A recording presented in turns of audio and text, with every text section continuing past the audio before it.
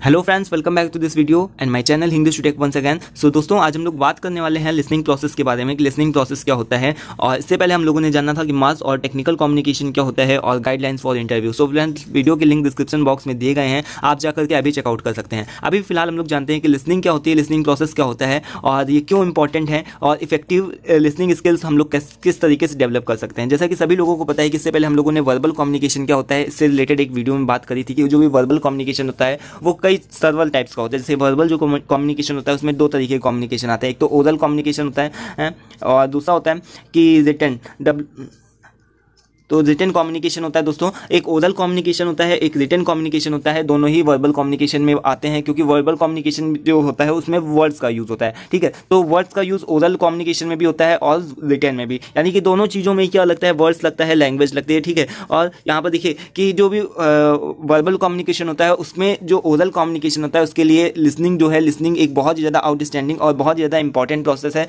बिना listening skills के जो ओरल कम्युनिकेशन होता है वो बिल्कुल भी अच्छा नहीं हो सकता, ठीक है। सभी लोगों को पता है कि सभी लोगों ने कहावत भी सुनी होगी कि अच्छा बोलने से पहले अच्छा सुनना सीख लो, ठीक है। पहले अच्छा सुनो और तब उसके बाद में बोलो। बहुत सारी जगहों पर, बहुत सारे प्लेटफॉर्म्स पर इसका यूज़ भी होता है। जैसे कि अगर आप कोई सा भी सिंगिंग सीखने वाले हैं, ठीक है, तो उसके लिए भी आपको पहले यही बोला जाता है कि आप पहले अच्छा सुनना सीखिए, ठीक है, देन आप उसके बाद में उसको अप्लाई करिए, तब आप उसको अच्छे तरीके से गा सकते हैं, ठीक है। तो एक जो सुनना होता है ये बहुत ही ज़्यादा, लिसनिंग जो है बहुत ही एक इंपॉर्टेंट प्रोसेस है हर एक इंसान के लिए जो भी अपनी कम्युनिकेशन स्किल्स को या फिर अपने किसी भी फील्ड में अपने आप को डेवलप करता हुआ देखना चाहता है, ठीक है। तो इफेक्टिव कम्युनिकेशन स्किल्स किस तरीके से हम लोग प्राप्त कर सकते हैं, किस तरीके से सुन सकते हैं, ये सारी चीज़ें यहाँ पर बताई गई। तो डिफिनेशन में देखिए क्या लिखा है, listening is the key to all effective communication. अगर कोई सा भी इफेक्टिव कम्युनिकेशन होगा तो उसमें लिसनिंग का एक बहुत ही ज़्यादा इंपॉर्टेंट रोल प्ले होगा। अगर यहाँ पर जैसे कि पता ही है कि अगर हम किसी को सुनेंगे नहीं सही तरीके से तो हम उसका आंसर क्या दे पाएंगे, तो सही सीधी सी बात है। उसके बाद में फिर यहाँ पर देखिए क्या लिखा है, listening is the ability to accurate receive and interpret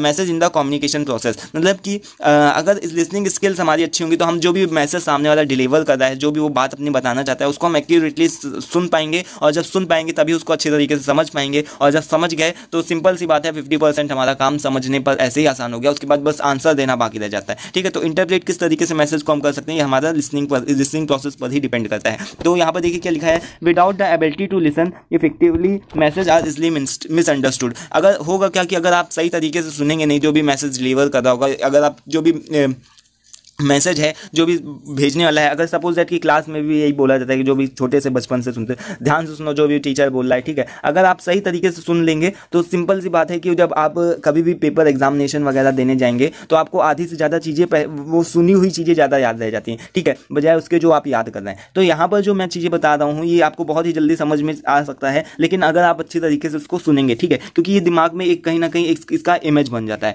तो यहाँ पर क्या लिखा हुआ है कि अगर आप सही तरीके से सुनेंगे नहीं तो जो भी मैसेज जो है वो मिसअंडरस्टूड हो जाएगा। और सुनने के लिए सबसे जो इंपॉर्टेंट बात है वो ये होनी चाहिए कि दिमाग लगना चाहिए कि सामने वाला कह क्या रहा है, उसकी बातों में इंटरेस्ट आना चाहिए, ठीक है। तो और अगर इंटरेस्ट नहीं आएगा और कहीं दिमाग रहेगा तो फिर सिंपल सी बात है कि जो भी मैसेज होगा वो क्या हो जाएगा, मिसअंडरस्टूड, मतलब कि समझ ही नहीं आएगा कि सामने वाला बोल क्या गया और हम क्या कर रहे थे, ठीक है। तो उसके बाद में फिर वो होगा क्या कि इसके क्या लिखा हुआ कि as a result communication breakdown, जो कम्युनिकेशन होगा वो क्या हो जाएगा, कहीं ना कहीं ब्रेकडाउन हो जाएगा, हमारी समझ से बाहर हो जाएगा। और जो सेंडर होगा, जो भी भेजने वाला होगा, जो भी टीचर है जो क्लास में समझा रहा है या फिर जो कोई भी है आपको बताना चाहता है कोई सी भी चीज़, तो वो क्या होगा, इजली बिकम्स फ्रस्ट्रेटेड, मतलब उसको गुस्सा आ जाएगा, चिढ़ आ जाएगा और इरिटेटेड हो जाएगा, वो आपसे इरिटेशन फील करने लगा है ना। सिंपल सी बात है, सभी लोगों को पता है कि क्लासरूम्स में अक्सर यही हुआ करता है, अगर हम टीचर की बात नहीं सही तरीके से सुनते तो हमसे गुस्सा हो जाता है, ठीक है। तो वो फ्रस्ट्रेटेड और इरिटेटेड इजली हो सकता है। तो लिसनिंग इज द, फिर यहाँ पर देखिए क्या लिखा हुआ है कि listening is one of the most important skill you can have. Listening क्या है, अगर आप बोलना चाहते हैं उससे पहले आपको अच्छी तरीके से सुनना चाहिए। जब आप सही तरीके से पढ़ेंगे नहीं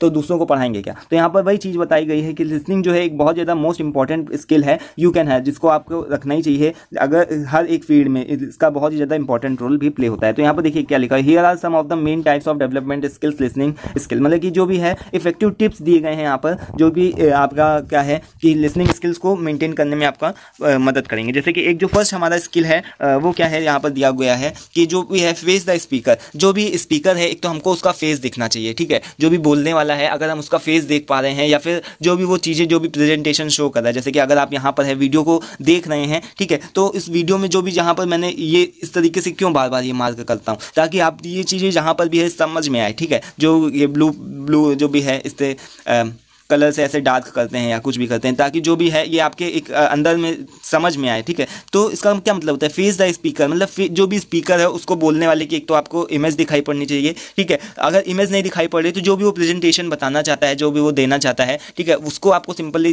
तरीके से अच्छी तरीके से समझ में आना चाहिए। और मेंटेन आई कांटेक्ट, जो आपका आई कांटेक्ट होना चाहिए उसके साथ में बहुत ही बेटर तरीके से होना चाहिए, क्योंकि जो क्लासरूम्स वगैरह होती हैं वहाँ पर अगर आप सिंपल टीचर को देखते ही रहेंगे तो देखते देखते आपका दिमाग आधा तो उसी जो वो कुछ बता रहा होगा उसी में लगेगा, ठीक है, और कहीं भटकेगा नहीं दिमाग। तो सिंपल सी एक तो ये बात है कि जो स्पीकर है बोलने वाला है उसको हमको देखना चाहिए, और क्या है, मेंटेन आई कांटेक्ट, मतलब आई कांटेक्ट मिलाते रहना चाहिए, ठीक है। जो भी जैसे कि कथावाचक वगैरह भी होते हैं, जो भी बोलने वाले भी होते हैं, ठीक है, तो अगर बड़ी बड़ी टीवी स्क्रीन वगैरह क्यों लगाई जाती हैं, ठीक है, जो भी बहुत बड़ी पब्लिक होती है, फिर कोई सा भी प्रोग्राम होता है, कोई सा भी शादी वगैरह होती है, ठीक है, तो बड़ी सी स्क्रीन वगैरह क्यों लगाई जाती है, ताकि सभी लोग देख सकें, है ना। देख सकें का मतलब कि भाई आई कांटेक्ट बना सके, तभी उसमें ध्यान दे सकते हैं। तो ये एक बहुत ही ज़्यादा इंपॉर्टेंट रोल है लिसनिंग स्किल्स के लिए, कि एक तो फेस करना है स्पीकर को, जो भी वो बताना चाहता है उसको हमको देखना है और साथ ही साथ में मतलब आई कांटेक्ट भी उससे बना करके रखना है। इससे हम क्या होगा कि हम जो भी हमारा दिमाग होगा वो डिस्ट्रैक्ट नहीं होगा। उसके बाद में फिर यहाँ पर देखिए क्या लिखा हुआ है कि कीप एन ओपन माइंड। अब ये जो दूसरा नंबर है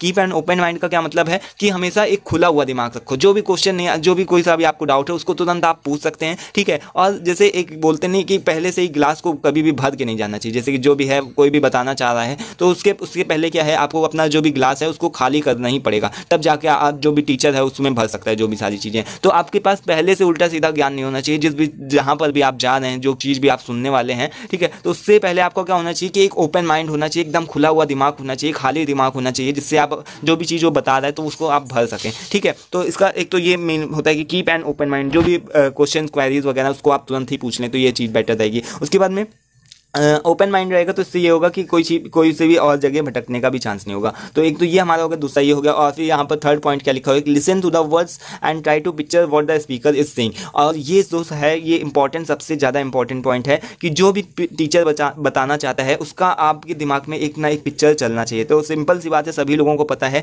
कि कुछ भी होता है, कोई सी भी कहानी बताई जाती है तो होता क्या है कि हमारे दिमाग में कोई ना कोई पिक्चर चलने लगता है, ठीक है। अगर हम शेर और चीता वाली कोई सी भी या फिर शेर और खरगोश वाली कहानी बताएंगे, सुनाएंगे, सिंपल सी बात है, तो सभी के दिमाग में कहीं ना कहीं एक ना एक शेर का मतलब कि क्या, शेर बोलते ही मेरे दिमाग में क्या आया, शेर का एक बड़ा सा पिक्चर आ गया, ठीक है। अगर हमने बोला आइसक्रीम का मतलब क्या, ये आइसक्रीम का एक इमेज आ गया सबके दिमाग में, ठीक है। तो इससे क्या है कि यही है कि पिक्चर को आप अपने दिमाग में बनाते रहिए, जो भी है ये कब होगा, जब आप सामने वाले को अच्छी तरीके से सुन रहे होंगे और जो भी वो बोलना चाहता है, बताना चाहता है, उसको आप समझ रहे होंगे, ठीक है। तो यहाँ पर देखिए क्या लिखा है, लिसन टू द वर्ड्स, जो भी उसके वर्ड्स है उसको आप सुनिए। और फिर क्या लिखा है कि ट्राई टू द पिक्चर, जो भी वो जो बता रहा है उसका पिक्चर भी आप अपने दिमाग में बनाते रहिए। तो यहाँ पर ये कुछ ऐसी चीज़ें थी जो कि मैंने यहाँ पर बताई और आप लोगों के साथ में शेयर करी। सो फ्रेंड्स, ये वीडियो का जो भी है बहुत ही ज़्यादा सिंपल सी लैंग्वेज लिखी हुई है, और कभी ऐसे क्वेश्चन पूछ लेता है कि लिसनिंग प्रोसेस क्या होता है या फिर वर्बल कम्युनिकेशन क्या होता है। तो वर्बल कम्युनिकेशन में आपको ये तीनों लिखने होंगे, रिटन, ओरल, रिटन और इसके साथ ही लिसनिंग, ठीक है। तो लिसनिंग का भी एक बहुत ज़्यादा इंपॉर्टेंट रोल प्ले होता है, इस वजह से लिसनिंग को आप कभी भी ये छोड़िएगा नहीं, ठीक है। तो आई होप कि आपको समझ में आया होगा जो भी चीज़ें मैंने आप लोगों को बताना चाहिए। और नेक्स्ट वीडियो में अभी हम लोग फिलहाल बात करने वाले हैं कि जो भी हमारा जनरल कम्युनिकेशन होता है, जनरल कम्युनिकेशन क्या होता है, और इसके साथ ही साथ में टेक्निकल कम्युनिकेशन और मास कम्युनिकेशन के साथ ही जनरल कम्युनिकेशन में क्या डिफरेंस होता है। सो आई होप कि आपको समझ में आया होगा। फिलहाल बने रहिए हमारे साथ में नेक्स्ट वीडियो में, और वीडियो पसंद आता है तो उसको लाइक करिए, और सिंपल सी बात है कि चैनल को सब्सक्राइब करके रखिए, जिससे कि न्यू वीडियोज़ के नोटिफिकेशन आप तक पहुँच सकें। और thanks for watching this video, thank you.